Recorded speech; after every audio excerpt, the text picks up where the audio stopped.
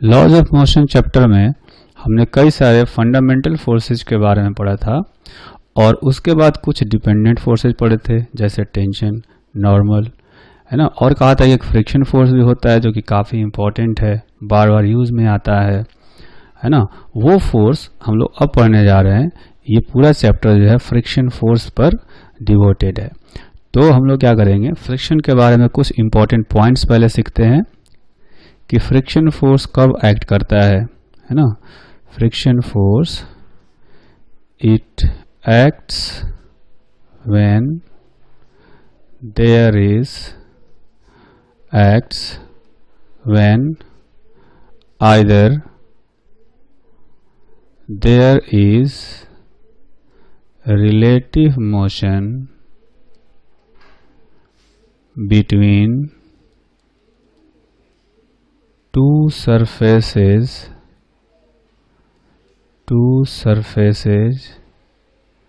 in contact, ठीक, और there is tendency of relative motion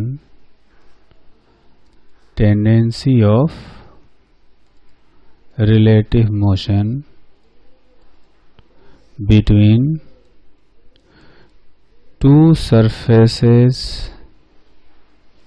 in contact, है ना। तो जो दो सरफेस है जो कि कांटेक्ट में होंगे तभी फ्रिक्शन फोर्स लग सकता है, और वो भी तब लगेगा जब या तो दोनों के बीच में रिलेटिव मोशन हो या रिलेटिव मोशन की टेंडेंसी हो।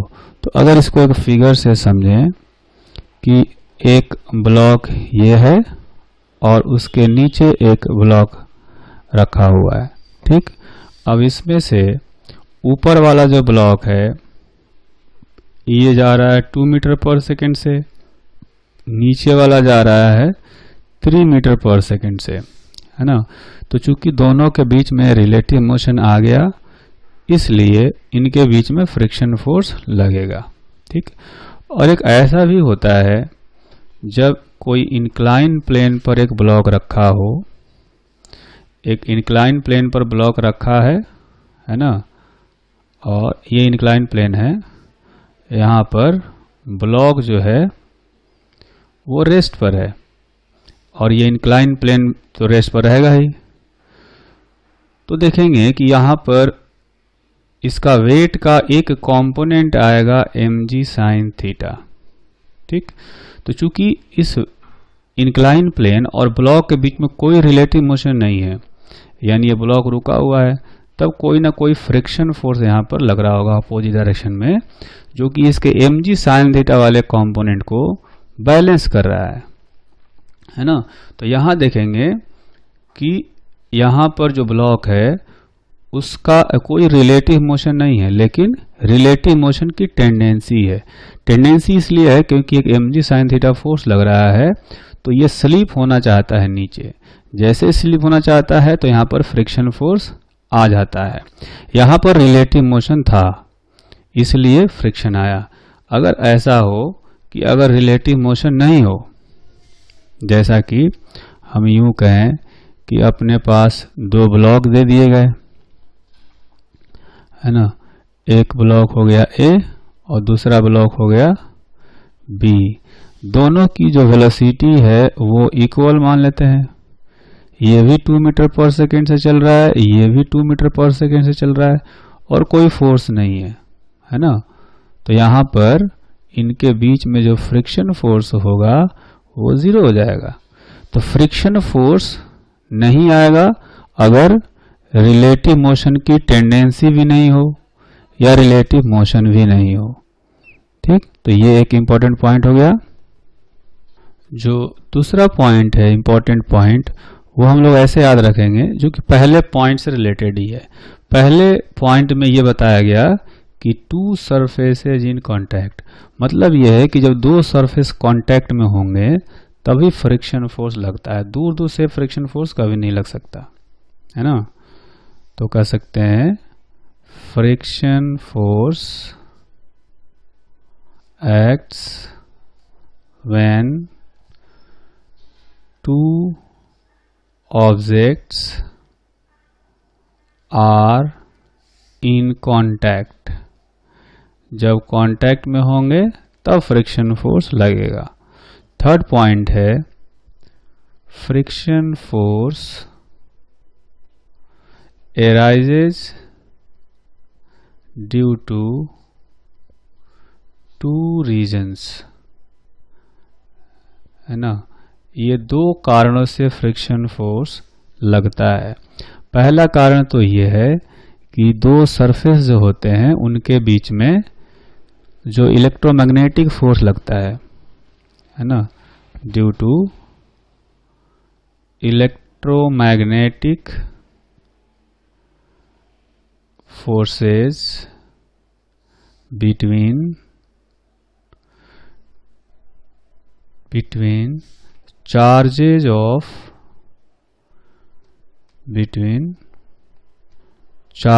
of or charges on two surfaces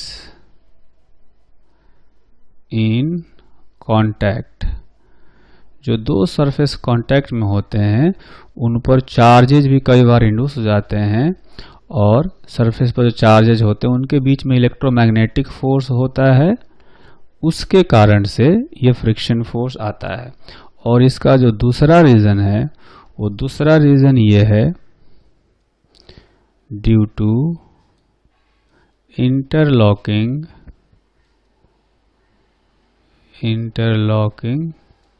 of extended parts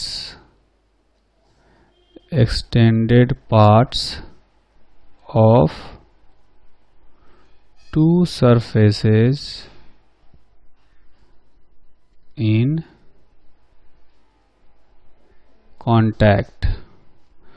तो आप देखेंगे कि इंटरलॉकिंग का मतलब क्या हुआ। जैसे ये एक सरफेस हो गया और इसके बगल में एक दूसरा सरफेस है जो कुछ इस तरह से ये रखा हुआ है ना। तो आप यहाँ पर देखेंगे कि इसका एक्सटेंडेड पार्ट इसके कैविटी वाले पार्ट में है और उसका एक्सटेंडेड पार्ट इसके कैविटी वाले पार्ट में है। तो इस तरह से इंटरलॉकिंग हो गया है, तो इसके कारण से भी फ्रिक्शन फोर्स आता है। तो ये दो रीजंस हो गए जिसके कारण से फ्रिक्शन फोर्स लगता है।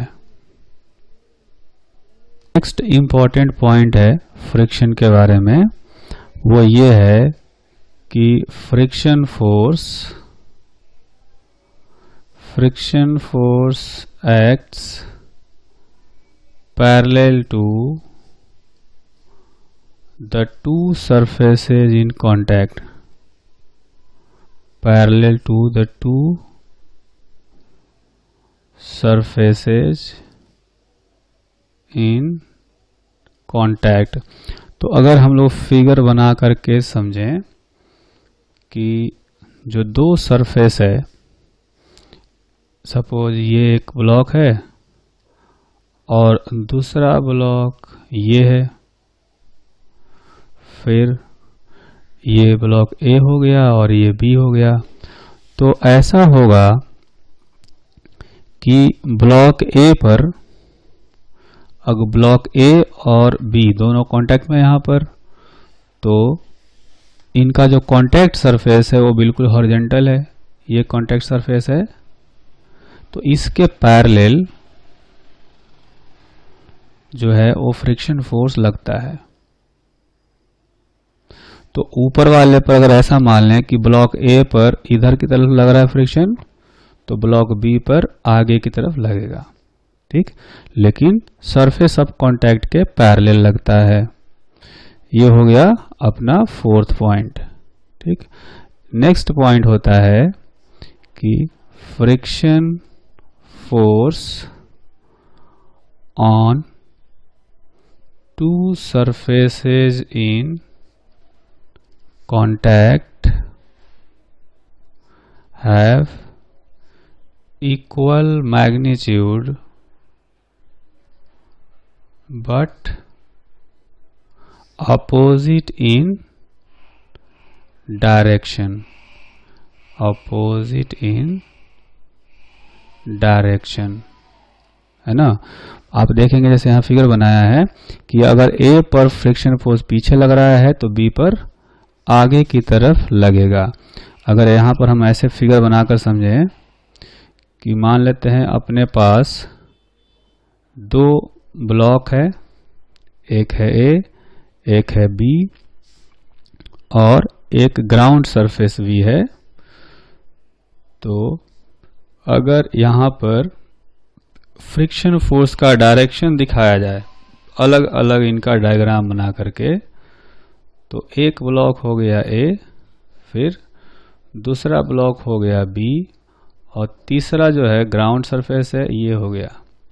तो इन पर अगर फ्रिक्शन फोर्स मान लिया जाए कि A पर अगर लेफ्ट डायरेक्शन में लग रहा है, ऐसा मान लेते हैं कि ये जा रहा है 5 मीटर पर सेकंड से, ये जा रहा है 2 मीटर पर सेकंड से और ग्राउंड तो रेस्ट पर होगा। तो इसमें से 5 मीटर पर सेकंड वाला आगे जा रहा है तो फ्रिक्शन पीछे लग जाएगा, मान लेते हैं F1 है। तो B पर लगेगा फ्रिक्शन फोर्स उतना ही लगेगा F1 के इक्वल, लेकिन अपोजिट डायरेक्शन में लगेगा। ठीक, वैसे ही अगर यहाँ पर देखें तो जो B है वो आगे जा रहा है तो फ्रिक्शन इस पर पीछे लगेगा।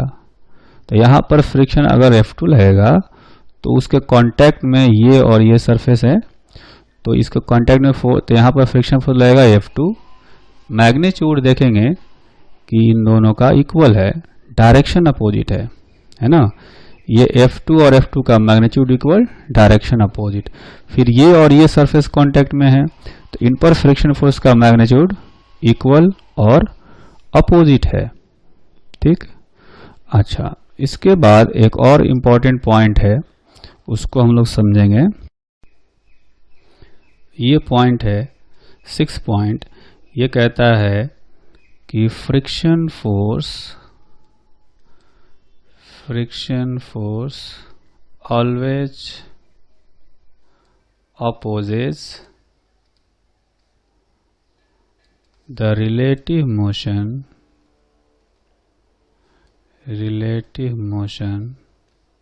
or tendency of relative motion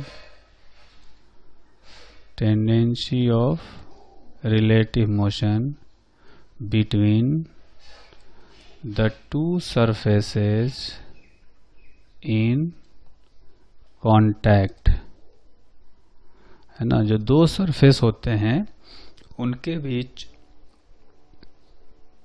relative motion को हमेशा अपोज करता है। अगर रिलेटिव मोशन नहीं हो तो रिलेटिव मोशन की टेंडेंसी हो सकती है, उसका भी फ्रिक्शन फोर्स अपोज करता है। ठीक है, लेकिन किसी बॉडी के मोशन को हेल्प कर सकता है, बट इट में हेल्प द मोशन ऑफ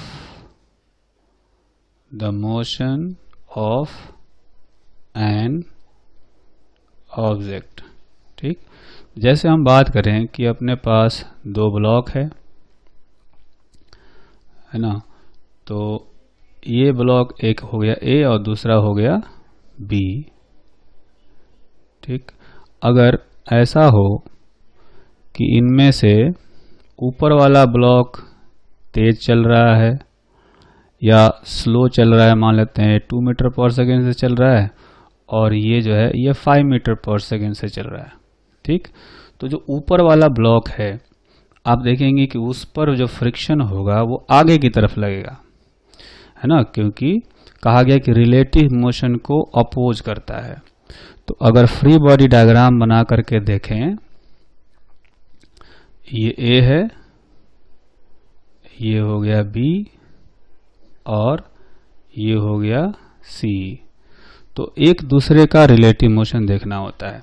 जैसे हम बात करें फ्रिक्शन फोर्स निकालना हो A और B के बीच में, तो देखेंगे कि B तेज चल रहा है A से, तो अगर इस पर ऑब्जर्वर बैठा कर देखें तो A जो है वो पीछे की तरफ जाता हुआ दिखेगा, क्योंकि ये खुद ही 5 मीटर पर सेकेंड से जा रहा है और ये सिर्फ 2 मीटर पर सेकेंड से जा रहा है।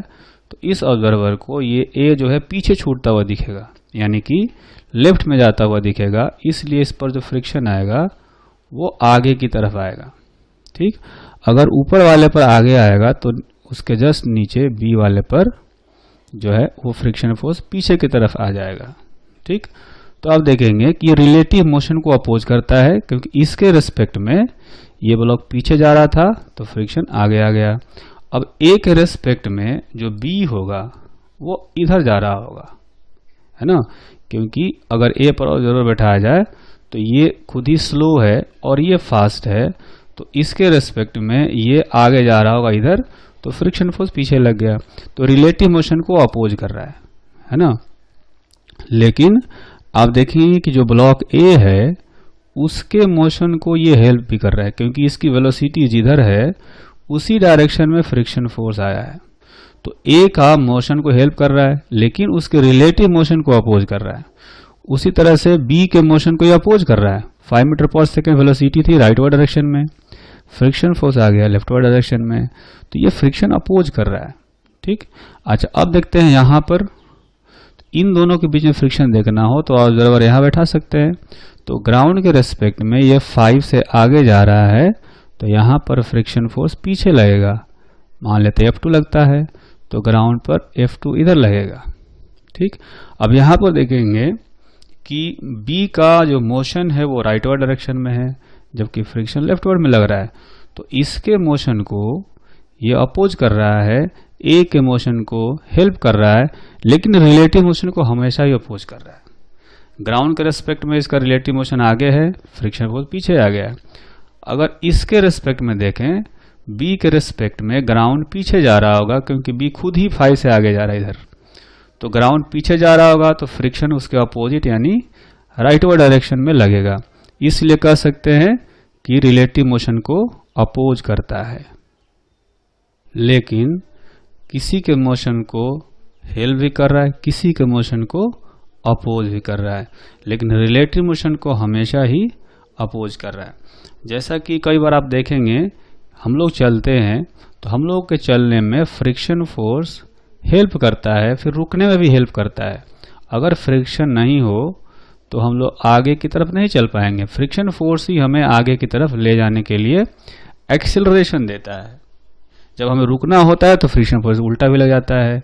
आप देखेंगे कि जो साइकिल है या जो कार है वो भी फ्रिक्शन फोर्स के कारण से ही आगे बढ़ सकते हैं। इंजन क्या करता है, कार में देखें तो इंजन सिर्फ पहिया को रोटेट कराता है, और रोटेट कराने से क्या होता है कि जो पहिया है अगर ये ऐसे घूम रहा हो तो इसमें आगे की तरफ फ्रिक्शन लगता है, और ये फ्रिक्शन जो है यही इस पहिया को या कार को आगे की तरफ एक्सेलरेट कराता है। आप देखेंगे कि इंजन जो भी फोर्स लगाता होगा वो तो इंटरनल फोर्स है, इंटरनल फोर्स किसी ऑब्जेक्ट का स्टेट चेंज नहीं कर सकता, ये हमने पढ़ा था न्यूटन के फर्स्ट लॉ में, है ना। तो कार को एक्सेलरेट करने के लिए कोई ना कोई एक्सटर्नल फोर्स चाहिए, और एक्सटर्नल फोर्स कहाँ से मिलता है, जो रोड पर जो फ्रिक्शन होता है वहां से मिलता है। तो जब कार को एक्सेलरेट करना हो तो भी फ्रिक्शन चाहिए, जब कार को रोकना हो डीएक्सेलरेट करना हो तो भी फ्रिक्शन चाहिए, है ना। तो कार को जब एक्सेलरेट करना हो उस टाइम पर फ्रिक्शन हेल्प कर रहा होता है, और जब कार को रोकना हो तो फ्रिक्शन फोर्स अपोज कर रहा होता है। ठीक, तो ये जो पॉइंट हमने सीखा ये बहुत ही इंपॉर्टेंट पॉइंट है कि फ्रिक्शन फोर्स हमेशा रिलेटिव मोशन को अपोज करता है या रिलेटिव मोशन की टेंडेंसी को अपोज करता है। ठीक, टेंडेंसी के बारे में थोड़ा सा और आगे हम जाकर समझेंगे, है ना। तो अभी इतना जानते हैं कि रिलेटिव मोशन को अपोज करता है, किसी के मोशन को हेल्प कर सकता है, किसी के मोशन को अपोज भी कर सकता है। तो ये पॉइंट इसलिए इंपॉर्टेंट है क्योंकि इसी पॉइंट से हम डिसाइड करते हैं कि किस ऑब्जेक्ट पर किस डायरेक्शन में फोर्स लगेगा, है ना। क्योंकि ये कहा गया कि मोशन को हेल्प भी कर सकता है और मोशन को अपोज भी कर सकता है, तो हम लोग सिर्फ मोशन देख करके उसकी वेलोसिटी देख करके नहीं बता सकते, हमें रिलेटिव मोशन देखना होता है। देखेंगे कि जो दूसरा कॉन्टैक्ट सरफेस है उसके रिस्पेक्ट में जो पहला वाला है उसका रिलेटिव मोशन किधर है, अगर एक के रेस्पेक्ट में दूसरे का रिलेटिव मोशन पता हो, उसका जस्ट उल्टा डायरेक्शन में फ्रिक्शन फोर्स अप्लाई कर देंगे और हमें डायरेक्शन मिल जाएगा।